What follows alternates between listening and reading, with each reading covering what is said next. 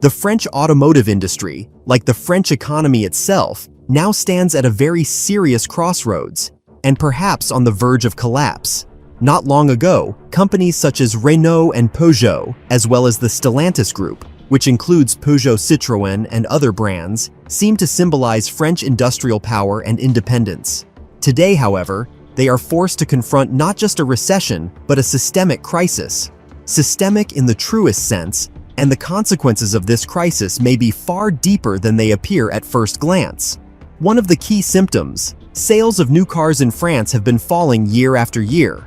According to Fortune, around 2,210,000 cars were sold in 2019, and the numbers are now significantly lower.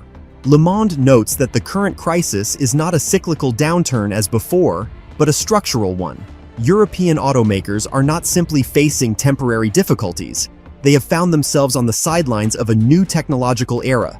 In practice, this means that companies like Renault and Peugeot must overcome several simultaneous blows. First, the transition to electric and hybrid vehicles, which requires enormous investment, reorganization of production lines and supply chains, and the adoption of new technologies. Second, the growing competition from Chinese automakers entering the European market with cheaper and more technologically flexible models. Third, the overall economic background: rising costs, stagnant demand, and uncertainty driven by inflation, energy, and logistics issues. The French government and President Emmanuel Macron themselves admit that the situation is serious. At the opening of the Paris Motor Show, the president stated that French and European automakers need protection, that Europe must present a united front against the wave of Chinese electric vehicles flooding the market. But if these concerns are already being discussed publicly, there are even more alarming signals. For example, the head of the French Association of Automotive Suppliers warned that the sector risks losing half of its jobs in the coming years. When a single company collapses, it is noticeable. But when an entire supply chain and thousands of workers are under threat, that is a warning sign for the entire national economy. Now add one more powerful element to the picture: one of the most serious external economic challenges currently facing the French automotive industry: its dependence on rare earth minerals and technologies dominated by China. According to insiders in the European automotive sector, China controls about 90% of global production of several key rare earth elements directly essential for electric vehicle batteries, power modules, magnetic materials, and other components critical to car manufacturing. And now China is beginning to restrict shipments of these minerals to Europe, formally citing trade balances, environmental standards, and domestic strategic goals, but in essence, creating a tool of pressure. French automakers have found themselves in a very difficult position. The transition to electric vehicles requires massive quantities of these materials, yet their supply chains have proved insufficiently diversified.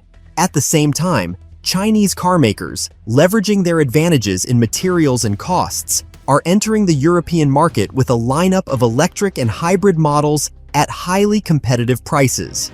European and French brands are forced to compete not only in technology, but also in production costs and speed to market.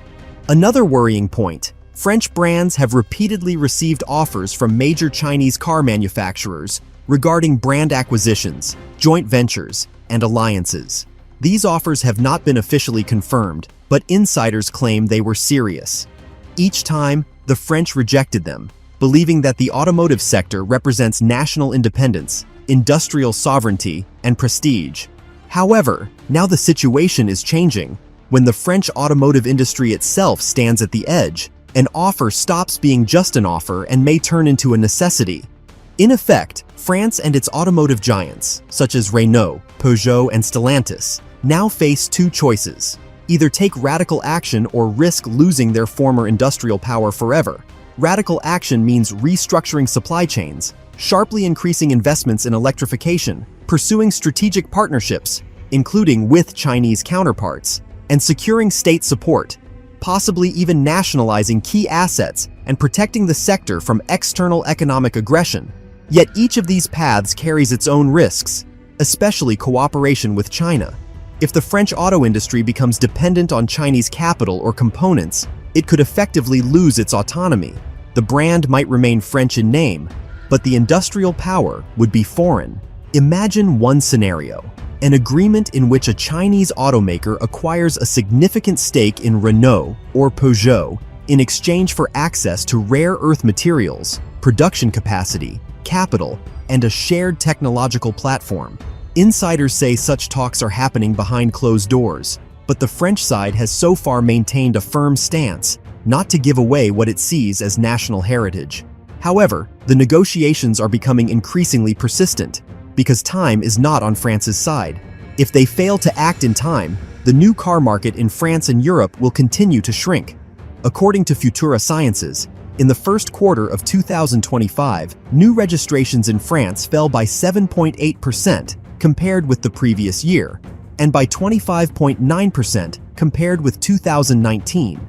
Meanwhile, the share of electric vehicles has also dropped, showing that the transition is not moving as fast as expected. Bottlenecks are emerging: high costs, insufficient infrastructure, and consumer uncertainty. The situation is accompanied by a phenomenon known as deferred demand. Many consumers are simply holding on to their old cars, reluctant to invest in new ones because of higher prices and a weaker economic environment. This leads to an aging vehicle fleet. The average age of cars in France is now about 11.3 years. Returning to strategy, if French companies refuse to cooperate with China, they risk winning too late. If they agree, they risk losing industrial independence and becoming part of China's global supply chain. And this is not merely a business issue. It is about sovereignty, jobs, technological self-sufficiency, and national pride. Much more than cars is at stake. The automotive industry is one of France's economic pillars. It provides jobs, export income, technological depth, and a symbol of the country's industrial identity.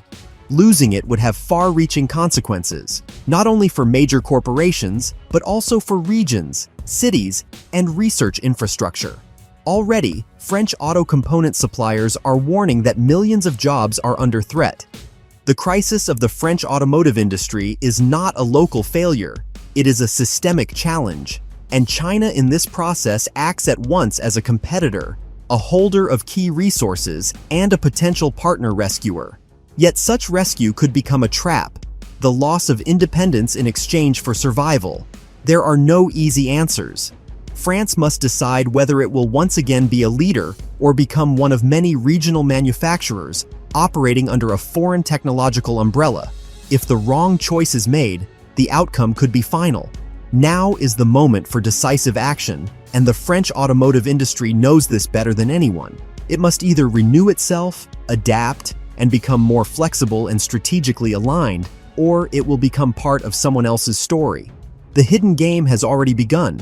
The stakes are higher than mere sales figures. This is a question of national industrial destiny.